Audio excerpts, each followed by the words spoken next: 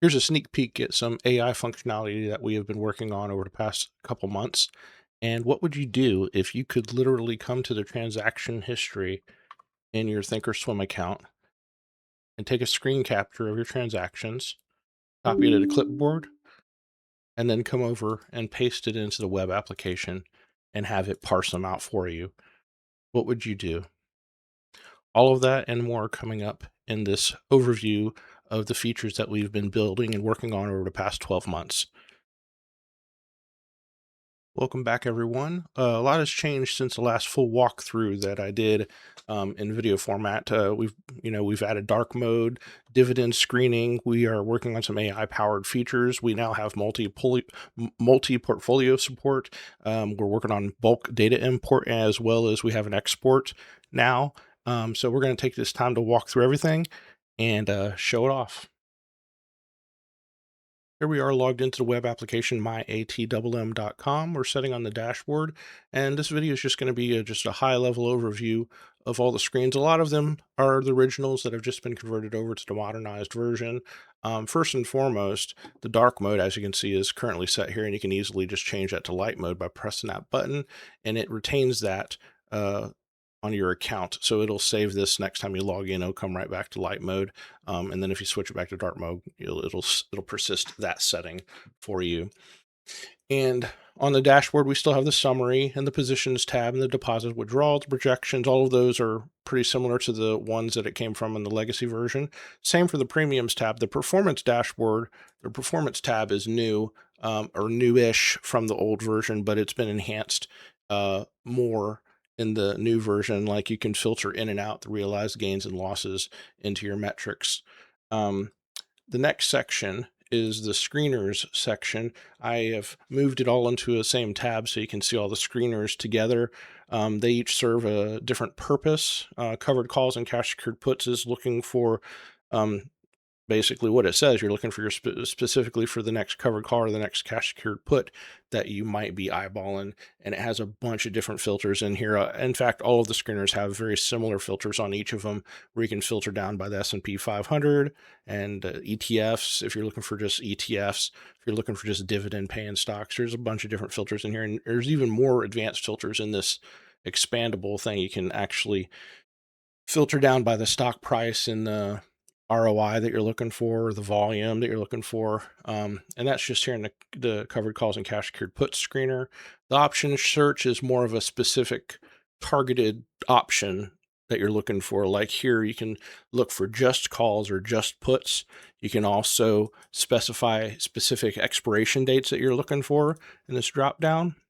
And again, there's those same filters that you saw from the other screen, and the advanced filters also has some of those same similar things. So another useful filter here is the stock symbol. Like if you're trying to focus just specifically like on Microsoft, you can actually hit MSFT and it'll filter down just to MSFT. And you can also enter multiples in here. Like if you want to do Apple as well, you can just do that, and that'll filter down to Microsoft and Apple in the same search. And then we also have this trend screener, which is mainly looking for what it says, trends. Like if you're looking for a bullish trend, a bearish trend, right now it's filtering down to all of them. You can do that. And there's also a little helper that'll define what these exclamation marks mean. Where is that at? I'm pretty sure, yeah. If you click on this information, it will describe what those mean. They're based off of SMAs. So you can just review that at your leisure. And again, this has the same advanced filters that the other screeners did. But that's the screeners. I'm going to go ahead and collapse this real quick.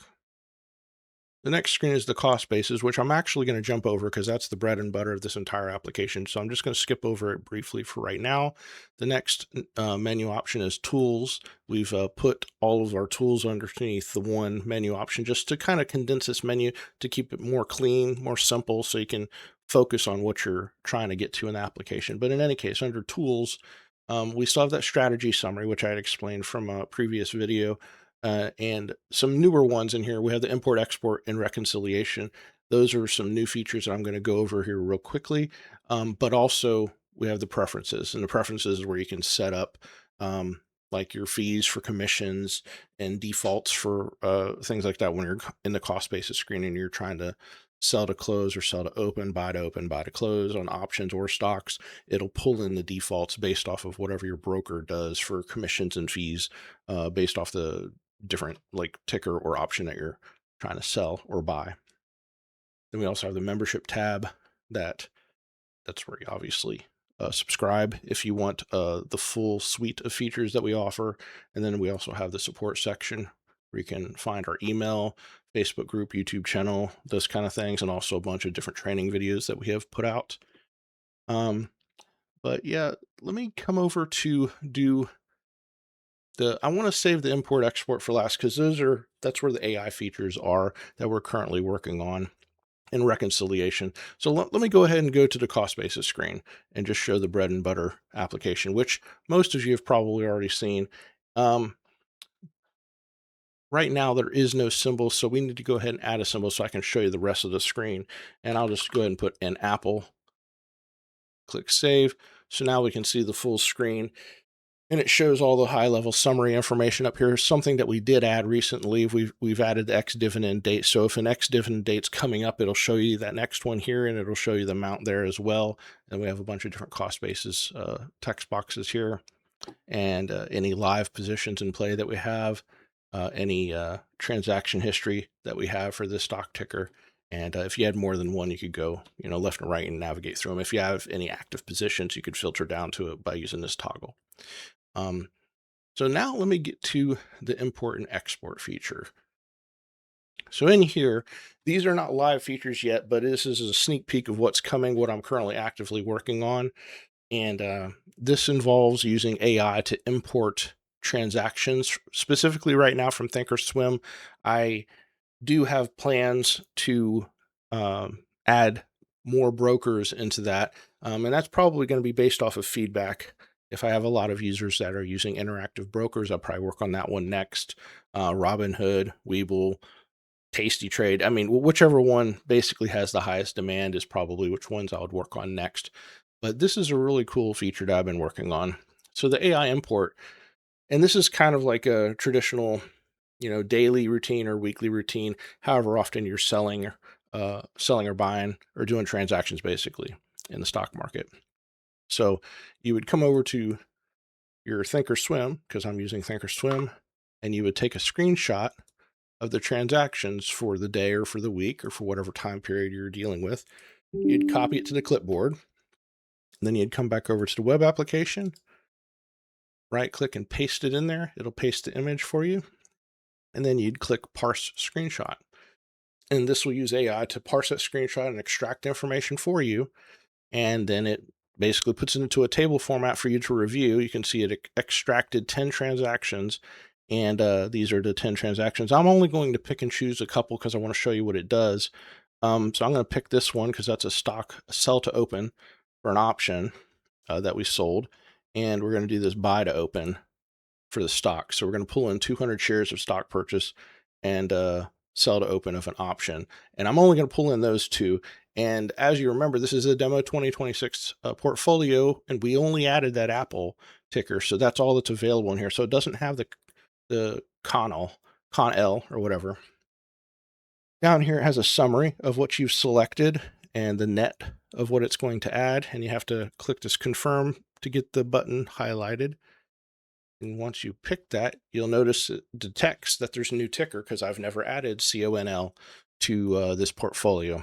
So it'll say, hey, we're going to add this ticker and we're going to add the transactions. And I'm like, okay, that's cool. Let's go ahead and do that. So create and record. It does that. It puts strike throughs on these guys so you can see that it's already been imported. And it has the green check mark also to confirm that you've recorded it. Also have these buttons up here. So if you wanted to like focus on a couple at a time, you could also just hide, and then you can see that you're hiding that information, and you see it put that that last remaining connell down at the bottom here. And so we only recorded 2 transactions because I wanted to keep it like that. If we come over to the cost basis screen from here, so we can just leave it there. We added the 2 we are interested in. Now we want to, and you can see up here it says 2 recorded, and there's 8 transactions total remaining. But if you want to just come over to cost basis, now you can see CONL is listed in here. If we click on that, we can see that now we have those two transactions down here in the history. However, you will notice that there's no positions in play. That brings us to the next part of this AI reconciliation process. So you basically import the transactions here, and then you'll come over to AI verify. And this is where you can come back over to Thinkorswim to your positions, expand them all, and you can literally take a screenshot here as well of your positions, copy that to the clipboard, and come over here and paste those in here as well and parse that. And it will parse all of your transactions out of that screenshot too. So you can see it brought in all of those. And reconcile is an all or nothing thing. It basically is reconciling all of your positions from your broker to match or basically import or bring them in. It's basically going to add or remove or adjust all of your positions in play to match what the broker says. So if I click reconcile, this table just represents what the AI extracted off that image and pulled in. If I click reconcile, it will marry that up to the quantity that's in the web application. So you can see the toss quantity, Thinkorswim's quantity, versus the MyATMM quantity.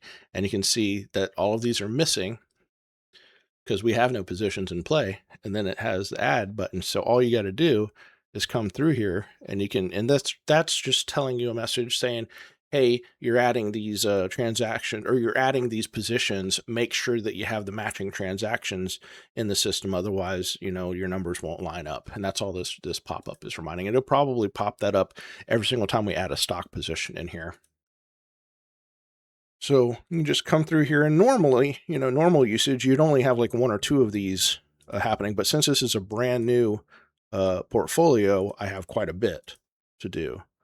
And you can literally just come in here and this is what this is doing for users that have been using the system for a while, or just for new users. It's actually creating a position in play record for each one of these. And most of the time, like I said, there's only like one or two of these to click on. Obviously, clicking on 15 of them is kind of monotonous. So at some point, I might add a fix all button or something like that that'll just do all of them for you in one fell swoop. But in any case, so now it says 15 matches. So now we basically are matching what Thinkorswim says exactly as far as our positions in play are concerned. So if we come back to that cost basis screen and we select, we'll see now you can see all these tickers were added because it added all those positions in play that we were messing with. But CONL specifically, you can see now it has a stock position because it pulled that in from Thinkorswim.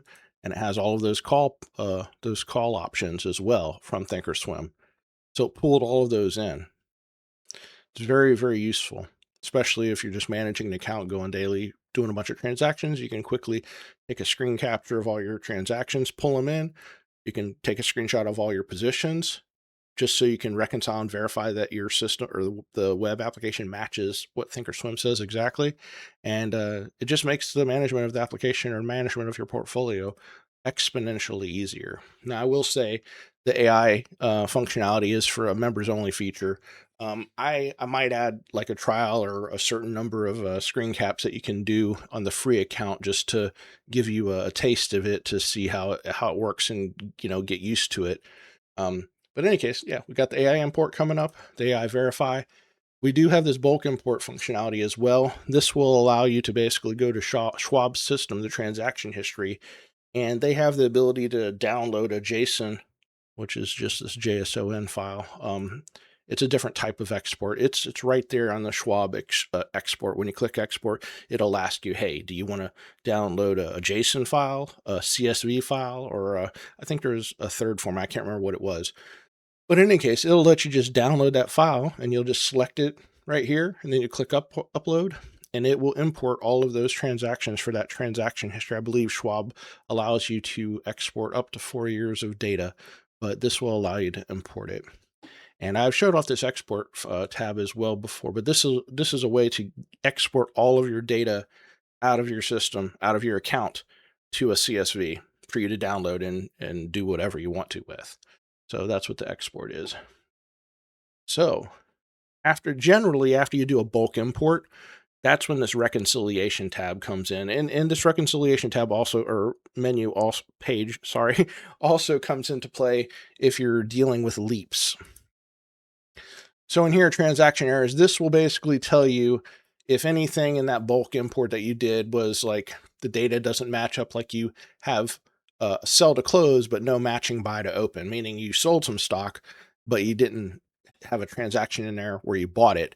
Granted, if it was a sell to open, then you would have shorted the stock. But if it's a sell to close on the stock, then it needs the matching buy to open. And this will basically pull those out and show you when and if that happens. So that's what this transaction errors tab is for. The leap positions tab, which obviously I have none in here, but I have added functionality in here to where you can basically, the leap option that you buy, you can actually treat it as a stock. And then generally when you're, doing leap positions, that's what you're doing. You're simulating purchasing a stock, but you're buying an option instead.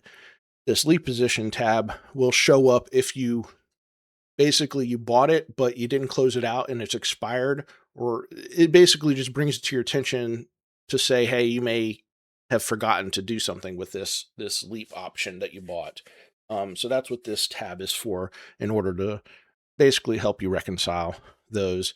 And I'm actually going to go ahead and show you where that is at, with like where you would buy the option, track it, and then say, hey, treat this as a stock. Over on the cost basis page, and I can just add an option here. We're just testing, and this would be a buy to open because you're buying the option. We're going to say buy call, one contract, going to put the expiration like way out.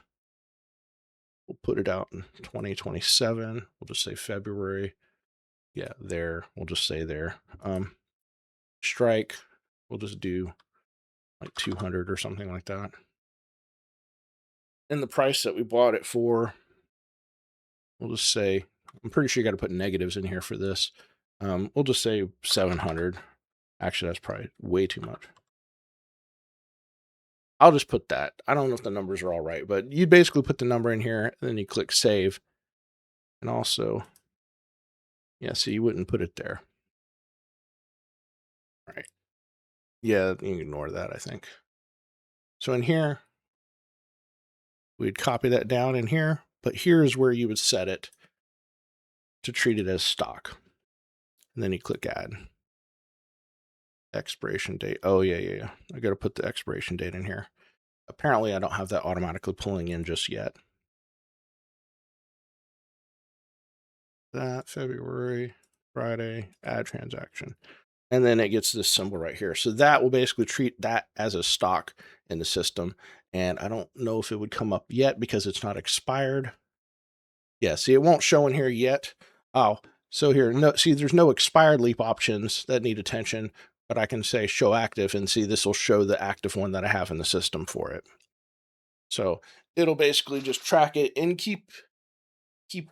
basically keep tabs on it for you, so you can always tell if there's any action that you need to take. Other than that, that's pretty much all of the overview for the new functionality that we're working on.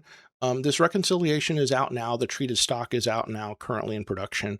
The only things that are not just yet is the import export, the AI import, AI verify, and the bulk import have not been released just yet. They're still going through some finalized testing in production, just to make sure it's we didn't miss anything, or try as best as we can to identify that we didn't miss anything.